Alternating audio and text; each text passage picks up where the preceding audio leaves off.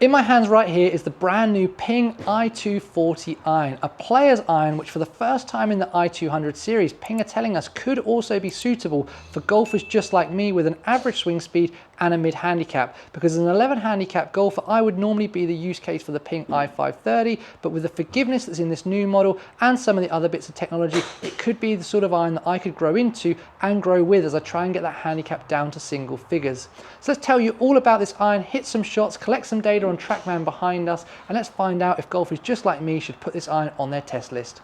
Let's get stuck in. Right, we're going to get straight into hitting shots with this iron, and we'll break away in a minute and talk a little bit about the looks, show you some comparisons versus some other irons, and we'll also talk a little bit about the tech in this iron in a second, and then we'll come back and hit a second batch of shots with that in our minds to see if we're seeing some of those things in the numbers that we're getting here today.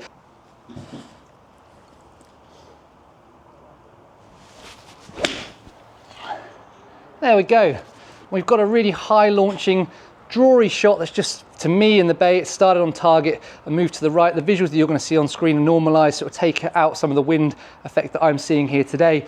But that's exactly what I was expecting to see in terms of ball speed. 109 of ball speed off 80.7 mile an hour club head speed, carrying at 154, which is a number probably a little bit higher than I was expecting off this type of loft. Spinning at 5,000, that is a little bit lower, and that might be why that distance is a little bit up. Launching at 22, peak height 93 feet, and landing at 48 degrees. God, that's gone into orbit. I think I've just caught it a touch heavy. Would be surprised if I've not hit down on that too much. Low point is only a fraction after the ball there, but there's some really good numbers from me. 110 mile an hour ball speed off 81 mile an hour club head speed, carrying at 156, totaling at 167. Spin a little bit lower because I caught it a little bit heavy, but launch was good. Peak heights were good over 100 feet, landing at 50.5. That is the best shot yet. It's outrageously high, and again, I'm not used to hitting 33 degree 7 irons, but that has gone so high for me. 155 yards of carry off of 111 mile an hour of ball speed, which again, I didn't think I'd get ball speeds that high out of this iron. Totaling 165, spinning at 5,448, launching at 23.2, such a high launch angle for me. Peak height of 106 feet, landing at 51.3. Oh yes, just a tiny pull. I think the wind's actually pushed it back onto target for me, but I think TrackMan might show it as a little bit of a pull down the right, but that's lovely as well. Yeah, 111 of ball speed, 155.9 of carry, spinning at 5,341, that launch again, 23 degrees. The peak heights are outrageous, 105 feet and landing at 51 degrees. Like, these are numbers that I'm not used to seeing because of how weak this loft is compared to most of the testing I do on this channel. But as someone who typically has struggled with ball flight, maybe not anymore, but someone who's typically struggled with ball flight, every time I see a club do that, I am quite happy about it. In terms of feel and sound, they do sound like Ping irons to me. They definitely do. Ping irons typically to me sound a little bit louder, sometimes a little bit hollow feeling. You can almost sound like you're using a firmer golf ball than maybe what you are compared to other irons like my own Mizuno. But in terms of feel, they feel good. I think the i530, I felt they were a really nice feeling iron. And I feel the same about these. I think they're good. They're not as good as my Mizuno. I don't think they're as good as things like some of the Wilson irons that I tested recently. And maybe even things like P790 are more comparable to it. And the new Titleist T250, etc. that I've tested. But yeah, they feel okay. Like there's nothing wrong with them. That's typically something that maybe gets held against Ping, is they don't feel the best. So high launching again. Really is high launching. 81.5 mile an hour club head speed, ball speed 109, 152 of carry, 162 total, spinning at 5.4, launching at 21.7, peak height 95 feet, and landing at 49. Off of a slightly better strike. My strike's actually getting a little bit better as we're moving through the session. I think this is a really good point to just pause, take a break, let me catch my breath a little bit so I don't tire myself out too much, and let's talk a little bit about some of the tech that's in this iron and a little bit more about the looks and show you some comparisons to some other irons. Right, while we take a break from hitting shots, let's just tell you a little bit about the technology and the looks of this iron. Now, starting with the technology, there's bundles of information on the technology in this iron on Ping's website, but there was 3 key things that stood out to me that I just want to call out to you guys. First of all, and I'll show you this in the up close shots in a second, they've got a new lighter badge design. I think it says it's 8.5% lighter than the previous version, and a new elastomer insert. And what they're saying is that's allowing them to improve feel and save weight, which they've then reallocated to improve the MOI for more game improvement forgiveness, which is why golfers like me could potentially consider the iron this time round, as well as lowering the center of gravity for more distance control and higher launch. They're also telling us, and this is really, really interesting, they've got a groove design, which they're saying is tour proven, with fewer and wider grooves, which impart more spin from the fairway, which is exactly what better players are looking for, because they want the guarantee of consistency and predictability on spin rates in terms of front to back dispersion with their irons. The final thing to call out is, although the sole design is very similar to previous versions, they have improved the rounding of the leading edge, and we'll see a little bit of that when we show you the up close shots in a second. And there is ample bounce on here for clean and solid strikes, including on those miss hits. Right, let's get this iron back in my hands and show you just how it looks up close and personal. So in terms of those looks, there's a couple of things I want to call out about this iron. First of all, when you pick it up for the very first time, it does feel very typical of a Ping iron. We've got that brushed chrome that's been there on the last few series of, I think the 200s had it, definitely the i530, but it definitely feels very, very typical of a Ping iron that I've tested on my channel in the last couple of years. In terms of the blade length, it's not as long, or at least that's my opinion, it's not as long as the i530, and the blade shaping does look like a more player's preferred shaping with a slightly bigger profile at the toe end and a bit more of a teardrop design overall is what I would say. You get that bottom groove filled in paint, which just allows you to square that club perpendicular up to the ball and to your target, and that also does show you just how rounded that leading edge is, which just gives you a bit of confidence as you set the club down at address, that if you don't catch it quite cleanly, there is a little bit of forgiveness in terms of the design of that sole as well. In terms of the thickness of that top line, one thing that I think when you get these brushed chrome irons, sometimes the top line doesn't look as thick down at address as it actually is. I think that's the case here. It certainly feels a little bit thinner than you would get on a player's distance iron like the i530, but there certainly is a little bit of a profile there that would help golfers like me, and I'd be really interested to see what the better player watching this review thinks to that top line, because it might be a little bit too thick for some of you. The one negative perhaps for the better player is I do think the amount of offset that I can see as I've got the iron down here does stand out to me, and it does feel like there's a little bit more offset than I would expect the slightly better handicapped golfer than me to want when they've got the iron down at address. And I do think there could be some other options better on the market for you if you do want to see a little bit less offset. When you flip the club over and look at it from the bottom, it does feel like there is a little bit of curvature to the sole of this club, but it feels like it's on the trail side and towards that leading edge, but otherwise it feels quite soft in terms of how it's rounded compared to some other irons that I've tested more recently on the channel.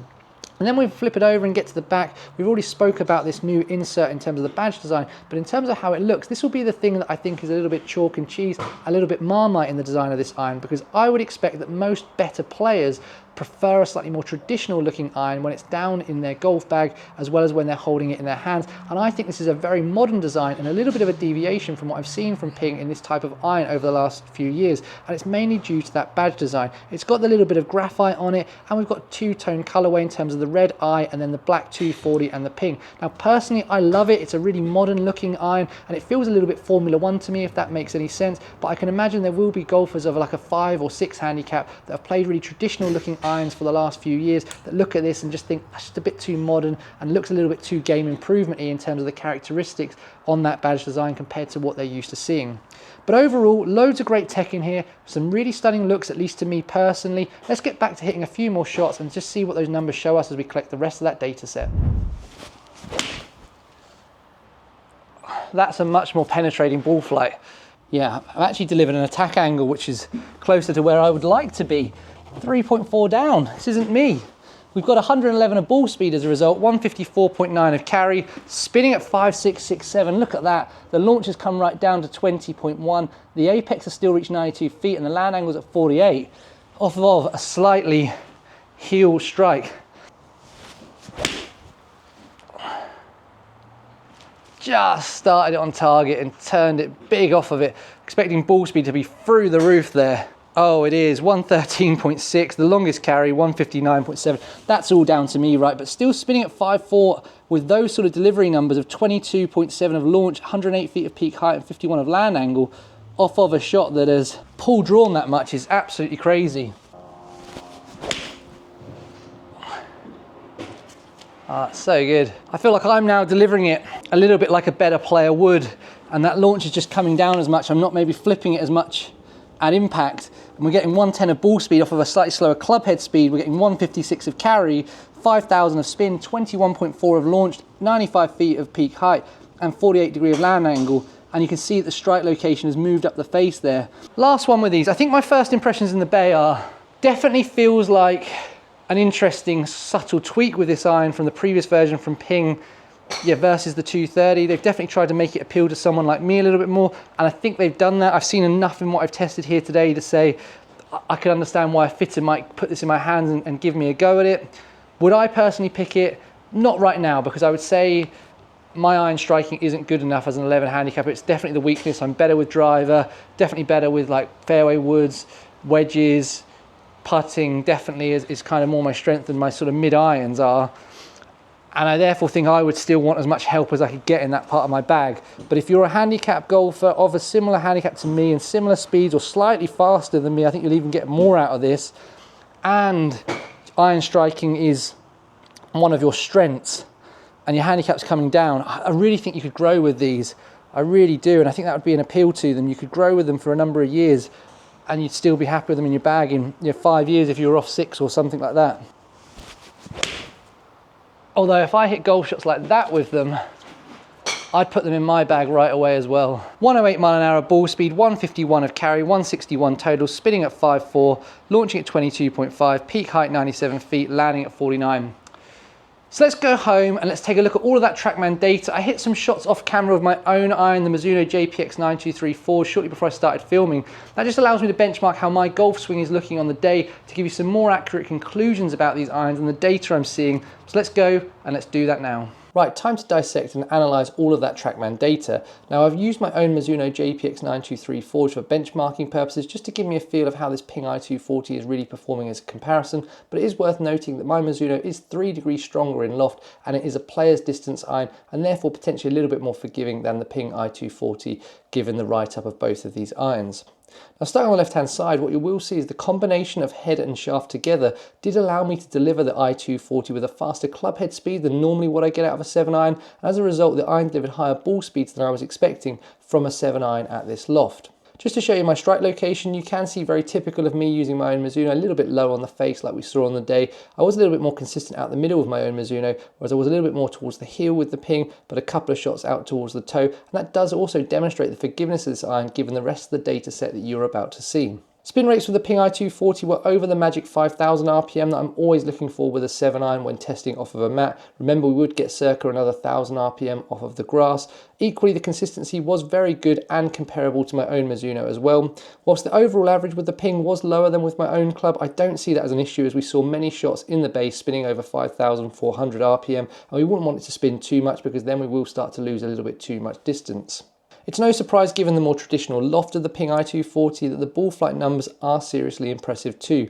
Launch angles averaged 21.7 degrees, which is a great number for me. We saw peak heights averaging nearly 96 feet and a really steep land angle of 48.5 degrees, meaning there's loads of stopping power potential in this iron. Just to show you that front on view of those two trajectories, you can see the Ping numbers just creeping up in the air a little bit more, and the really impressive thing for me was those couple of shots that I did pull down the right hand side, did want to stay in the air a little bit more with the Ping and won't roll out as much, and therefore will just have the potential to grab and maybe catch that green on that far right hand corner rather than rolling off of the back. The final thing that did impress me given the loft was the average carry distance and the consistency of the carry distance that we saw from the Ping i240. Stopping power is good too, averaging out at 11.6 yards versus 11.8 yards with my own Mizuno. Now TrackMan does play firm and fast, I say this all the time, so I wouldn't expect to get those kind of numbers out on the course. I'd expect to get much less, but it does allow me to compare one iron to the other, and we can see that Ping did stop a little bit quicker than my Mizuno on the day. So the final thing to show is my shot dispersion. You can see front to back, left to right is a little bit tighter with my own Mizuno, but I am really impressed with what I saw from the Ping i240. I think if I was given a little bit more time to get a little bit more used to it, I could really tighten that up, very similar to my own Mizuno. So overall, I really like the Ping i240 iron. It delivers some really good numbers, it looks really modern, and it delivers feels that I think are really acceptable in comparison to other irons on the market. I do, however, have two observations I just want to make before we wrap up this video. Ping say they're trying to make this iron more accessible to a broader range of handicaps, and I certainly think they've achieved that. As an 11 handicap golfer, this is now something that I could potentially use and grow into over the next couple of years as I try and get that handicap down to high single figures. My one concern, on the other hand, though, is I do think that Ping had a really big stronghold in the i240 series with golfers of that sort of 5 to 9 handicap, and I think those golfers traditionally, when I speak to them, are looking for a traditional looking iron with a little bit less offset and a little bit thinner top line than what this iron is offering. So there is a risk that in trying to make this iron appeal to golfers like me, they may disengage some of their existing customer base who would be looking to play this iron and may now choose a competitor iron that does look a little bit more traditional with a few more features that they prefer. But I'd love to hear from you guys down below in the comments. Are you a handicap golfer like me? Have you seen enough from this performance review to say, actually, I'd put this on my test list? Equally, if you are a golfer of a lower handicap than me that was looking at the i240, is there anything that you've seen from this video that makes you think you would deviate towards an alternative, or is everything ticking the boxes that you wanted to see? Please let me know. Final thing to say is if you've got some value out of this video and you'd like to return the favour, it's really easy. All you need to do is hit that thumbs up button. That lets YouTube know that golfers just like you may be interested in watching this video. Equally, if you're not yet subscribed to my channel, hi, I'm Luke, the Weekend Tour Pro. There's a button on screen right now. If you press that, you'll be notified of all my videos as they land on YouTube every single week. Equally, if you think you may be interested in watching another one of my videos right now, there's two options personalised for you popping up on screen. Press one of those and you'll be taken to it straight away. Thank you so much for watching. Have a great day. Goodbye.